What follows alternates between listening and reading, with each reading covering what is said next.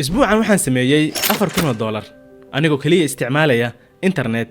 iyo computer adiga ay daawanayana waad sameyn kartaa sidaasi oo bil kasta ama isbuuc walba lacagtaas waad sameyn kartaa in ka badan hadaba linkiga saaran profile-ka ku dhufo si aan kuu baro habkii aad ku sameyn lahayd lacagtaas waxaadna sameyn doontaa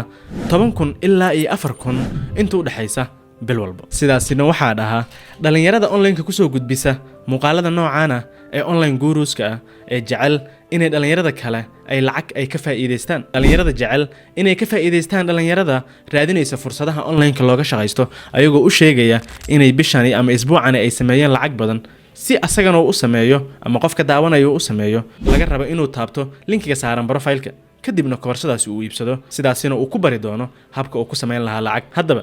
80% waxay u badan tahay sidaasi wax beena oo la rabo kaliya in adiga koorsada aad iibsatid dhaqaalahaas koorsada ka soo gelaya ayaana ninkan u ah dakhli dhaqaale targetkiisuna waa intaas ma ahan inuu adiga uu wax ku baro si aad ku sameyn lahayd 4,000 10,000 iyo wixii la mid ah targetkiisu wuxuu yahay in uu ka faa'iideysto oo koorsadaas aad iibsatid isla markaana sidaas uu dhaqaale ku sameeyo koorsooyinka qaarkood waliba waxay iibiyaan lacag badan oo markii loo fiiriyo online-ka iyo koorsadaas inta ay ka joogto suuqa waxayna u muuqataa inay ka faa'iideysanayaan dhalinyarada Soomaaliyeed ee fursadaha raadinaya haddaba muuqaalkani waxaan kugula wadaagi doonaa habka aad uga digtoonaan doontid iyo sidoo kaleba fursadaha jira online-ka waxa laga sheegaya inay run tahay iyo inay been tahay kusoo dhawaada muuqaalka nagu soo bir haddii aad nagu cusub tahay haddaba waa sax way jirtaa lacag online-ka in laga sameeyo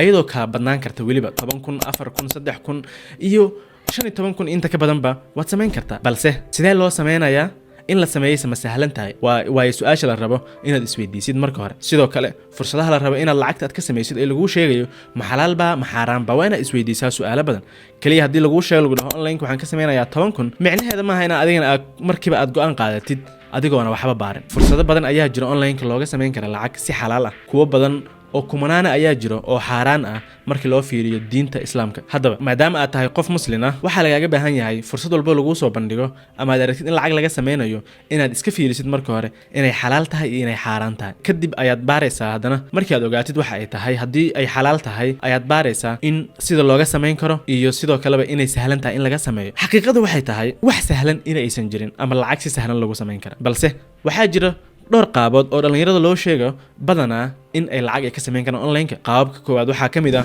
e-commerce oo kale waad maqashay marar badan ayadoo lagu leeyahay e-commerce ama online-ka oo ma aragtay wax lagu iibinayo sida dropshipping iyo wax la midka ah inaad lacag ka sameyn kartid sidoo kale trading-ka haddii noqon lahayd forex-ka cryptocurrency-ga waxyaabahaas oo dhan waa toobiyada badanaa lagu soo celceliyo ee la rabo in dhalinyarada lagu jahwareeriyo lacagna looga qaado si ayaga looga faa'iideysto ma ahan in ayaga loo faa'iideeyo afeeftu waxay tahay in ay jiraan dad si daacada raba in ay wax kuu baraan haba kaa gadaan koorsa hadday rabaan balse ay ka go'an tahay in uu wax ku baro oo inuu lacag sameeyana ay sax tahay balse waxaa badan inta khiyaanada iyo tuuganimada ku hoos wada ee rabta in adiga ka faa'iideysato haddaba midda koowaad ee ah e-commerce waa fursad fiican haddii waxa aad gadaysid ay yihiin wax xalaal ah sababtoo ah way kala baxdaa oo qaabab kala duwan oo badan ayaa e-commerce-ka wax loogu iibin karaa mawduuca laakiin badanaa lagu celiyo waa dropshipping-kuna muuqaalo badan ayaan ka sameeyay muuqaalkan kor saaran iyo kan kale ayaan ka sameeyay mid waxaan oga hadlay sida looga faa'iideysan karo muddo sanad ka hor ayay ahayd gadaal markii aan baaray waxaan ogaaday inuu xalaal yahay inuu xaaraan yahay waxaana ii soo baxday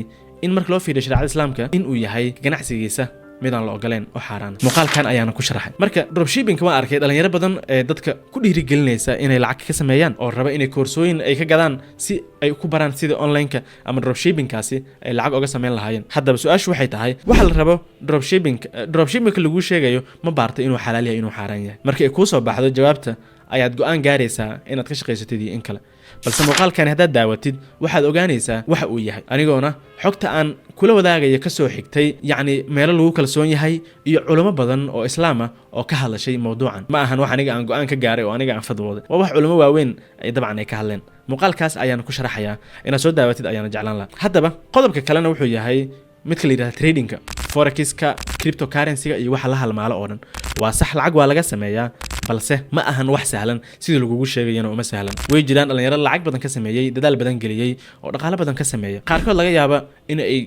ay bareen dhalinyaro badan oo ay uga faa'iideeyaan welina raba in ay ka faa'iideystaan oo dabcan dhalinyaro badan ay baraan koorsada xataa ha lagaa iibiyo muhiimaddu ma ahan lama diidayo in wax lagaa iibiyo oo koorso aad qaadatid balse waxaa la diidayaa koorso aad waxba ka faa'iideynin in dabcan lacagtaada lagaaga cuno soo marka cryptocurrency-ga tradingkaas forexka iyo waxa la midka ah waa mowduucyo fiican inkastoo aqoon badan aan u lahayn aniga aan ka shaqeynin balse waxaan ogahay in aysan sahlaneyn in lacag laga sameeyo waxay u baahan tahay inaad baratid marka hore xirfadeedii sidoo kale waxay u baahan tahay inaad waqti aad gelisid samir aad yeelatid 3 sano ilaa 5 sano ayaa laga yaabaa inaad faa'iido aad ku sameyn kartid fiican balse Soomaali hadaan nahay degdeg ayaan ugu furan waxaan rabnaa faa'iido si dhaqso ah inaan ku sameeyno isla markiiba taasina ma ahan wax suurtagelay maxay tahay marka fariinta aan kuula wadaagayo muuqaalkan fariintu waxay tahay marka koobaad haddii aad rabtid in aad online aad wax ka shaqaysatid oo aad lacag aad ka samaysid marka koobaad baro xifradda aad rabtid in aad lacagta aad ku samaysid noqon e-commerce-ka dhinaciisa xalaasha ah ma ahan dhinaca xaaraanta cryptocurrency-ga trading-ka iyo wax walbo oo online-ka ah oo xalaal ah ee lacag lagu sameyn karo raadi marka hore xirfadeedina baro xirfadii markii aad baratid kadib waqti muddo sanado ah waxaanay aad faa'iido uga heshid kaliya haddii aad dhahdid dhaqso aan ku rabaa inaan ku taajiro waxay noqonaysaa inaad ka niyajabtid markiina halkaas aad uga tagtid qodobka kale muhiimka ana wuxuu yahay inaysan jirin wado shortcut oo lacag lagu sameyn karo qof walba sameyn lahaa runtii haddii jiri lahayd wado fudud oo shortcut oo dhaqaale lagu sameyn karo qodobka ugu dambeeya wuxuu yahay inaad iska ilaalisid dadka online scammerada ah ama online guruska rabo in adiga ay ka faa'iideystaan qorshahooduna uusan ahayn inay wax ku baraan kaliya uu yahay in koorso aad ka iibsatid lacagna ay ka sameeyaan ayaga laftirkooda waxaan leeyahay intaad ilaahay ka cabsataan dhalinyarada mutaqaana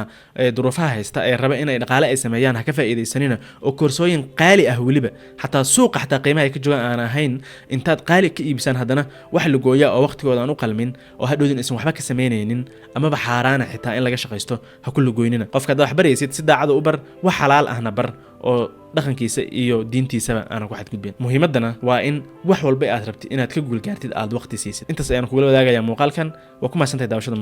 muuqaalka like saar asxaabtaada la share garee fikirkaaga nogula wadaag qaybta commentiga intaan ku kulmayno muuqaalka mid ka xiga waxaan kaga tegaa sidaas iyo nabadgelyo